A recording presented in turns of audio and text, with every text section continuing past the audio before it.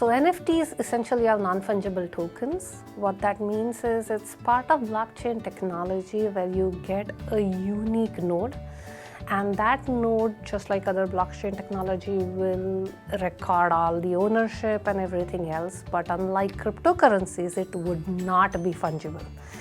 In other words, one cryptocurrency is exactly like the other cryptocurrency, but NFTs are not. Essentially, they are different. And because they are non-fungible, they are extremely attractive as technology because now we can use it for a lot of different things.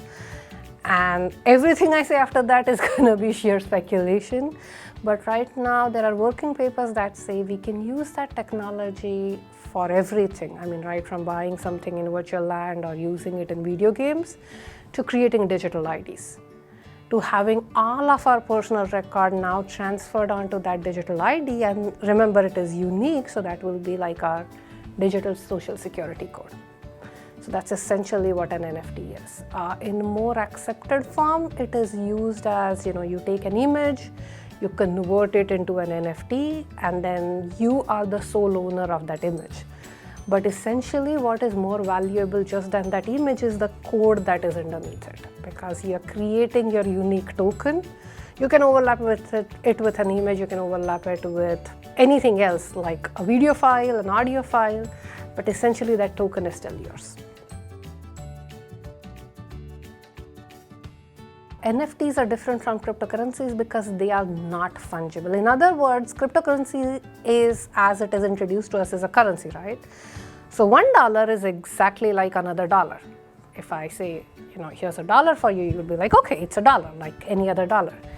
NFT is not that. So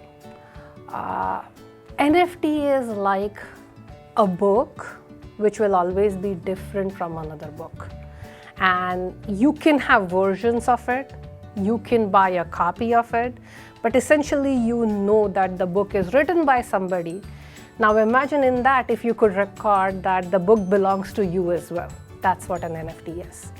An NFT is essentially your unique code. It's like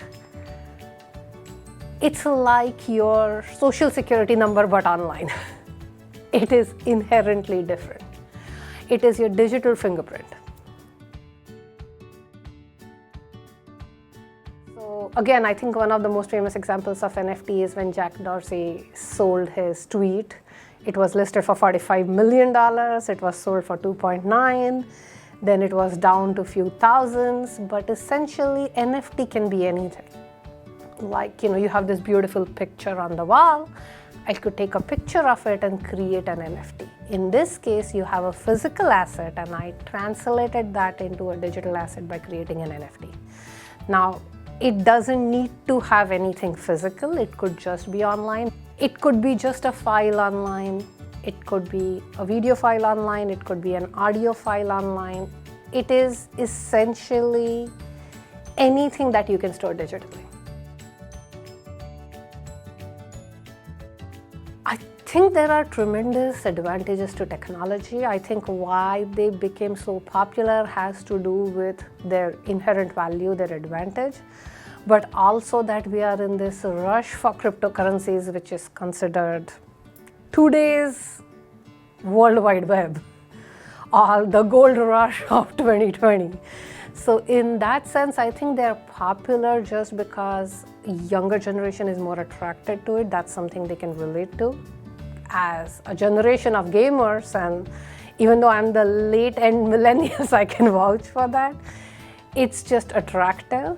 But having said that, let me first come to the part of their inherent value. NFTs are so popular because a lot of people see a lot of advantages to it. A lot of people speculate that if we can really commercialize them, NFTs essentially store ownership. Now that means, imagine anytime you buy a painting anywhere, the artist can create an NFT out of it and will know the exact chain of ownership. Not just that, an artist can build it in that every time the painting is resold or that artwork is resold, the artist will get 2% royalty, and you can never take that out.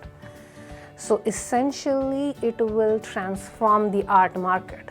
But as I said, I personally am speculating that its advantages will go beyond art market, because if you can digitally store ownership that can be verifiable, you can do that for any document. I personally think the technology is valuable, but I really think people have to be extremely careful because it's an extremely volatile asset. And any asset that does not show correlation to any other known market or asset means it is that much more difficult in forecasting, and it also carries very high financial distress risk. So I would wanna advise anybody to be extremely careful. As somebody who's extremely positive on the outlook, I don't know if they are an alternate investment yet. They are a new age technology for sure.